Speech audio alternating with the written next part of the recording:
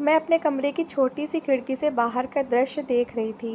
मेरा दिल चाह रहा था कि मैं इस कमरे से निकलूं और उस दृश्य का हिस्सा बन जाऊं। ये रंगीनी, ये खुशबू, ये आवाज़ें, ये सब मेरे दिल को अपनी तरफ खींचती थीं। बचपन से मैं ये सब देखती आई थी, सुनती आई थी, लेकिन कभी उस जगह का हिस्सा न बन सकी थी। शायद मेरी किस्मत इसी कमरे तक सिमट कर रह गई थी। मैंने जब से होश संभाला था, अपने आसपास यही सब कुछ देखा था, लेकिन इसके बावजूद भी मैं सबसे बहुत दूर थी और इसकी जो वजह रमाबाई थी। रमाबाई इस कोठे की बड़ी तवायफ थीं। उसके हुक्म से यहाँ सब सांस लिया करते थे और वही तय करती थी कि कब कौन सी लड़की मुजरा करेगी तो कौन सी मर्दों का दिल लुभाएगी। मैं जब भी यहाँ मौजूद लड़कियों को मुजरा करते देखती तो मुझे लगता कि मैं इन लोगों से अच्छा नाच सकती हूँ। इन सब से कहीं ज़्यादा खूबसूरत भी थी। मेरे अंदर वो अदाएँ थीं जो यहाँ की किसी लड़की में नहीं थीं। लेकिन पता नहीं क्या बात थी कि रमाबाई ने मुझे दुनिया की नज़रों से छुपा कर रखा था। यहाँ आने वाला हर ग्राहक मेरी मौजूदगी से बेखबर था।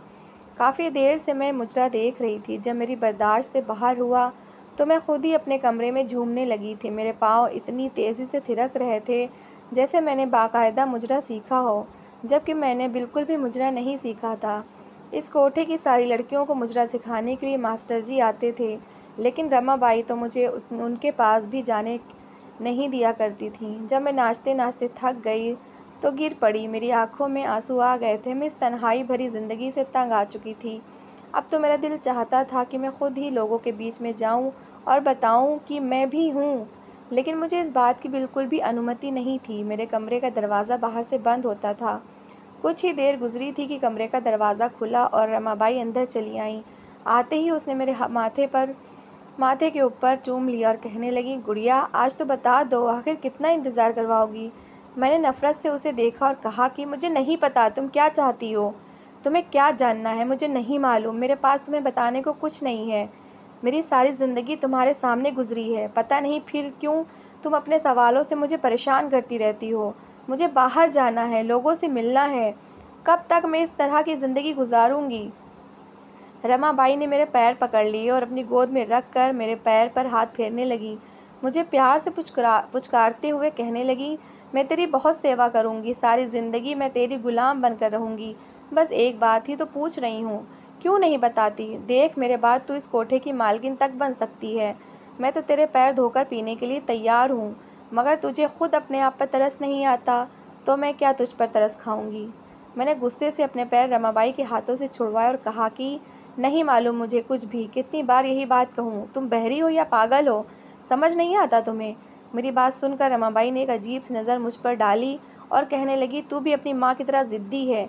तेरी माँ भी ये राज अपने सीने में लिए चली गई और तू भी नहीं बताना चाहती। मैं जानती हूँ तुझे सब मालूम है।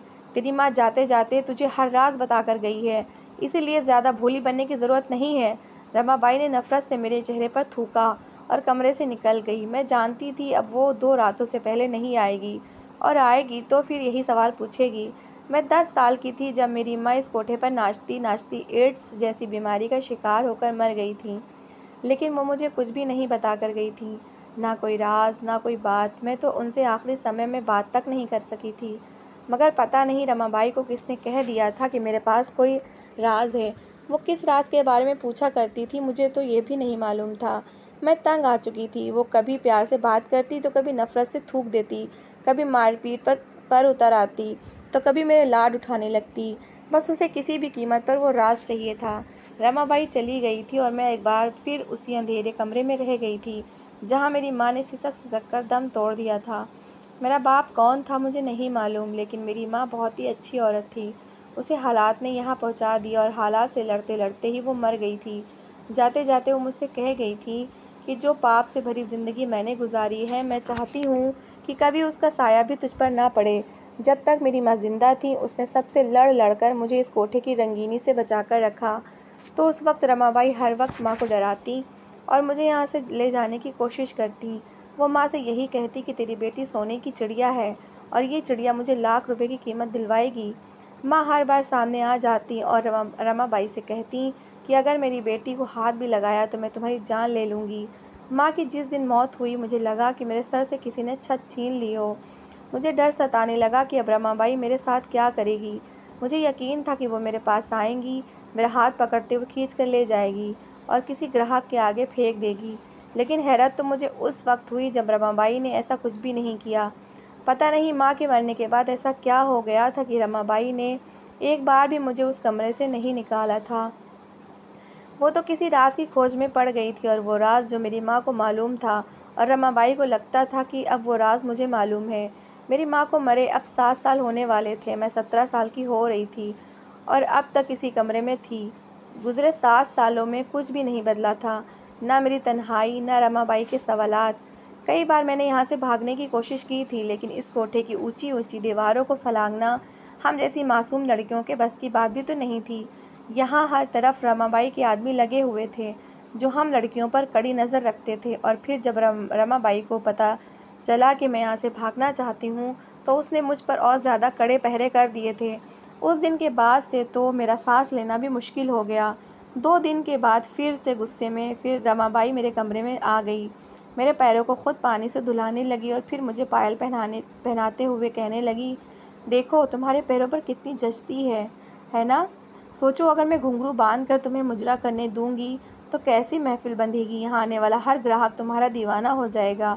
क्या तुम नहीं चाहती हो कि तुम्हारी भी भारी कीमत लगे, इस कोठे में तुम्हारी ख़ास हैसियत हो? उनकी बात पर मैं अपनी बड़ी बड़ी आंखों से उन्हें देखने लगी। मैं अच्छी तरह जानती थी कि उसकी अगली बात क्या होगी, और वही हुआ। रमाबाई ने फिर वही बात दोहरा दी थी और कहने लगी कि बस एक बार वो बात बता दो, तुम्हारी माँ ने मरने से पहले तुम्हें क्या बताया था? इस बार तो मैंने रमाबाई के मुंह पर थूक दिया और कहा कि नहीं मालूम मुझे कुछ भी, और अगर पता भी होता तो तुम्हें कुछ न बताती। पता नहीं क्यों मैं गुस्से में ऐसा कह गई थी, जिसकी वजह से वो भी गुस्से में से भर गई। उसने मेरे मुंह पर 2 थप्पड़ मारे थे। मेरा सिर जाके टेबल के किनारे से टकरा गया था। उसकी आंखें शोला उगल रही थीं। उसका बस चलता था वो मेरी जान ले लेती, लेकिन शायद वो राज इतना कीमती था कि इतना कुछ होने के बावजूद भी वो मेरी जान नहीं ले सकती थी। रमाबाई मुझे बंद करके चली गई तो मैं बिस्तर पर लेट गई। मेरे माथे से खून बह रहा था, लेकिन तकलीफ़ का एहसास बिल्कुल भी नहीं था। शायद मैं इस तकलीफ़ की आदी हो चुकी थी। अपनी माँ के तकिए पर आंसू बहाते हुए मैं सोचने लगी कि ये किस राज की बात करती है। ऐसा क्या पता था मेरी माँ को जो रमाबाई के लिए जानना इस कदर ज़रूरी है कि मैंने उसके मुंह पर थूक दिया, फिर भी उसने मेरा गला तक नहीं दबाया। यही सोचते सोचते मेरे सर में टीसें उठने लगीं। अक्सर ही मेरे सर में दर्द होता था, लेकिन ये टीसें तो आज बढ़ती ही जा रही थीं। शायद ये इस चोट का असर था जो टेबल से टकराने पर मेरे सिर पर लगी थी। मेरी नज़र मेरे हाथों पर पड़ी तो वो लाल हो रहे थे। शायद दर्द की शिद्दत से मैंने मुट्ठियाँ बंद की थीं, और ये उसी का नतीजा था। मैं अपने सर ज़ोर ज़ोर से तकिए पर मारने लगी कि शायद इस तरह दर्द कुछ कम हो जाए। काफ़ी देर गुजरी, लेकिन दर्द था कि कम ही नहीं हो रहा था। और फिर कमरे का दरवाज़ा खुलने की आवाज़ आई तो मैं चौंक उठी। ऐसा कभी नहीं हुआ था कि एक ही रात में रमाबाई 2 बार मेरे कमरे में आई हो। कुछ देर पहले ही तो वो गुस्से में निकली थी। क्या सच में वो मेरी जान लेने आ गई थी? ये सोचकर मैं घबरा गई थी। मेरी नज़र दरवाजे पर जमी हुई थी। ताला खुला था और फिर मैंने देखा दरवाज़ा खोलकर अंदर आने वाली रमाबाई नहीं बल्कि चंपा थी। वो इस कोठे की एक पुरानी तवायफ थी, लेकिन आज तक वो कभी मेरे कमरे में नहीं आई थी। मैं हैरान नज़रों से उसे देख रही थी। उसका यहाँ क्या काम था? क्या रमाबाई ने उसे यहाँ भेजा था?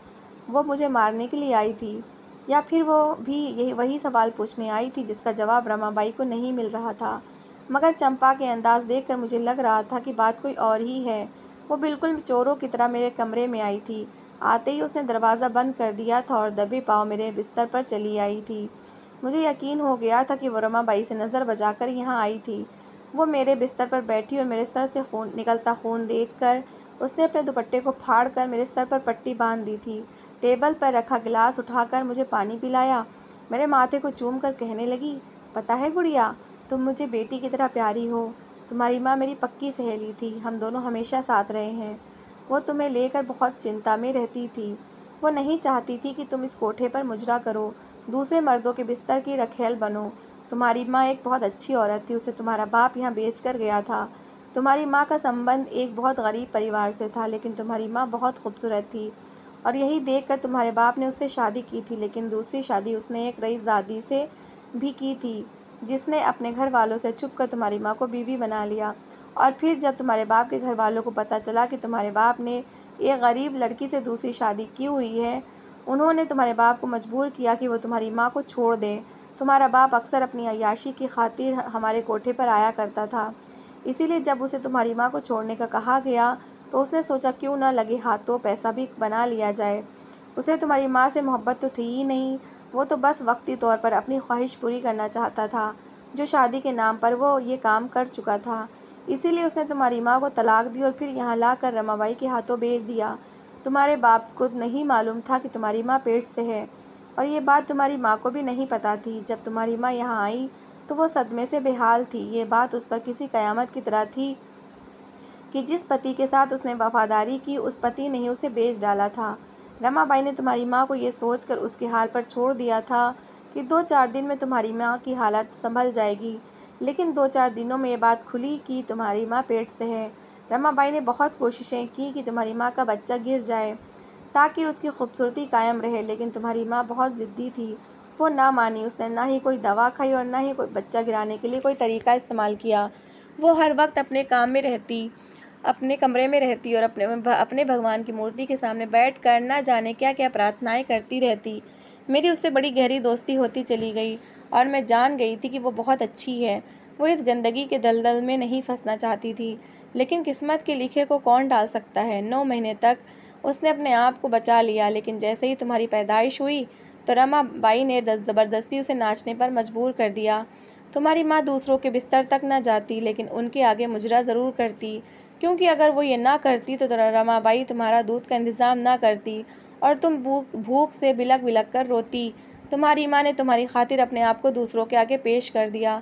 दिन गुजरते गए, तुम बड़ी होने लगी और फिर पता चला कि तुम्हारी माँ को एड्स हो गया, क्योंकि तुम्हारे बाप को एड्स था। ये बीमारी वो तुम्हारे बाप से लेकर आई थी। इस बीमारी को तुम्हारी माँ ने अच्छा समझा, क्योंकि सब लोग उससे दूर भागने लग गए।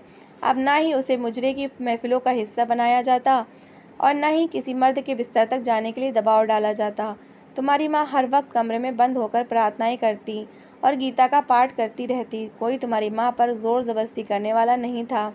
रमाबाई तो खुद ही उससे मीलों दूर भागती थी। और फिर रमाबाई को एक दिन पता चला कि तुम्हारी माँ के पास कोई राज है, जिसकी वजह से इस कोठे को बहुत नुकसान पहुँच रहा है।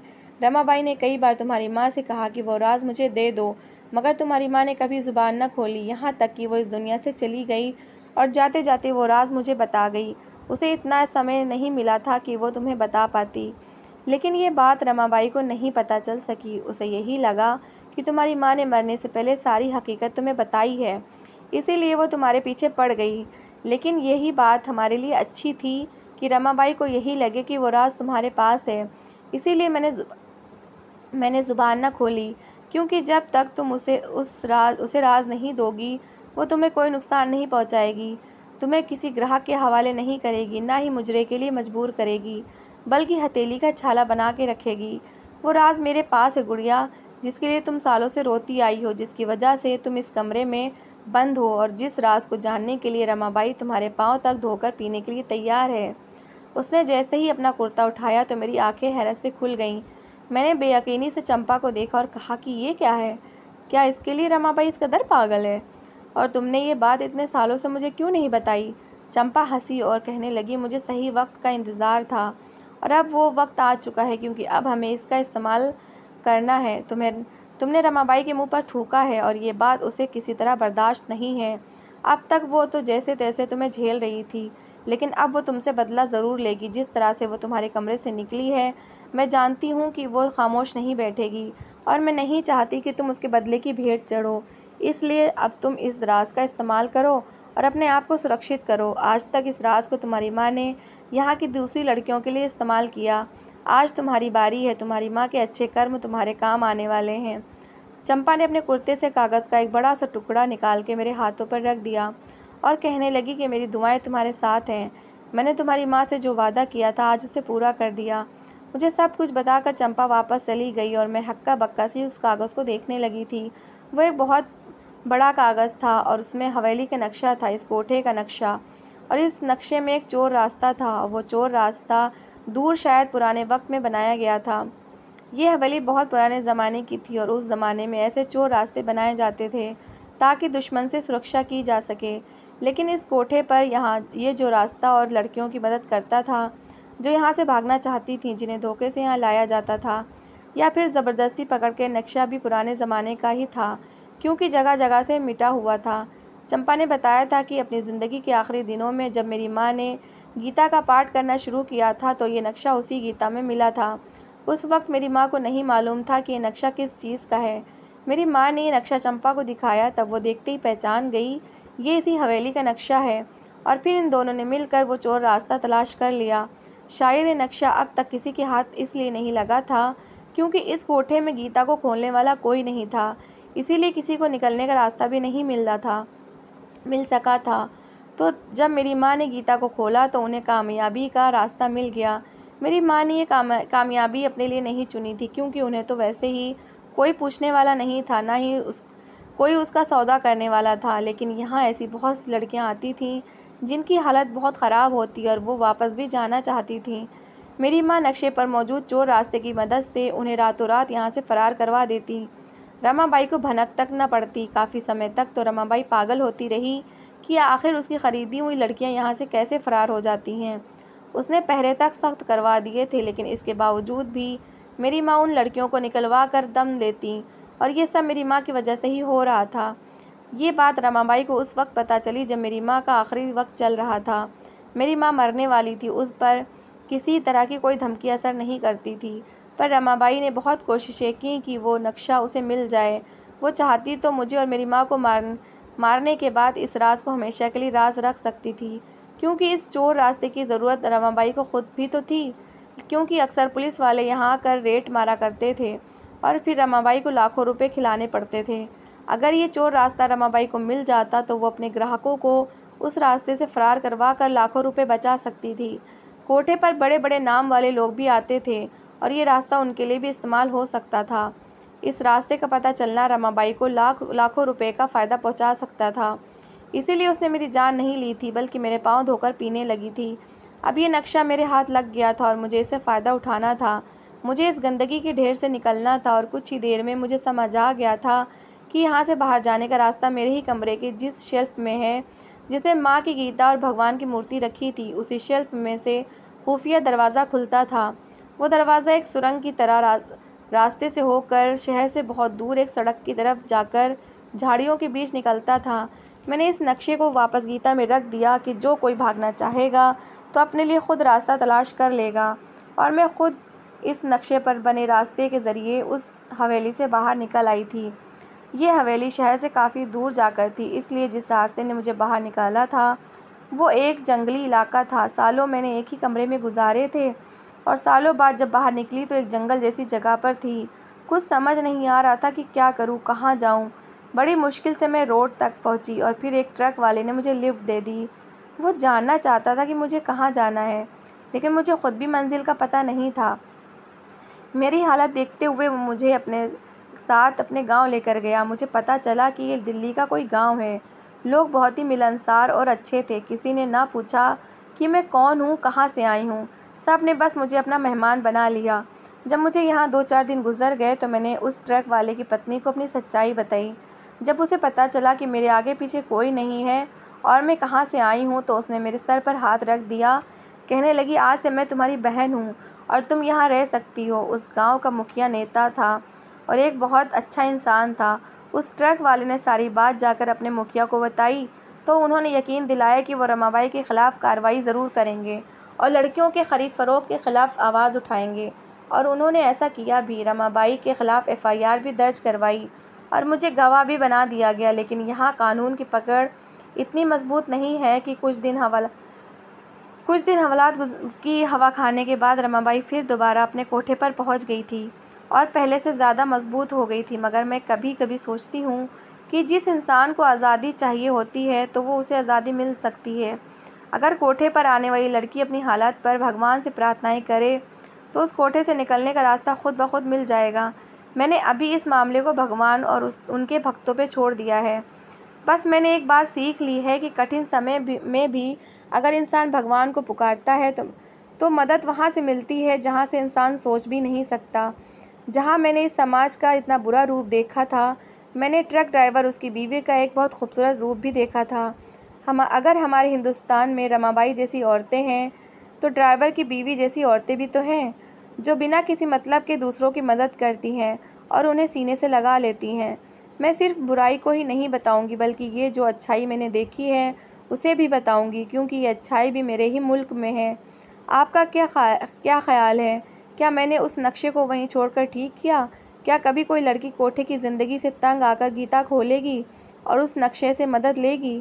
क्या हमारे मुल्क में ऐसी तवाइफ़ों के लिए कोई कानून नहीं है जो मासूम लड़कियों की ख़रीद फ़रोख्त करती हैं? क्या वाकई हमारे मुल्क में कानून सबके लिए एक है? इसका जवाब आप लोगों को भी मालूम है और मुझे भी, लेकिन मैं चाहती हूँ कि कानून की पकड़ इतनी मजबूत हो कि फिर कोई किसी की बेटी को बेचने की हिम्मत ना कर सके।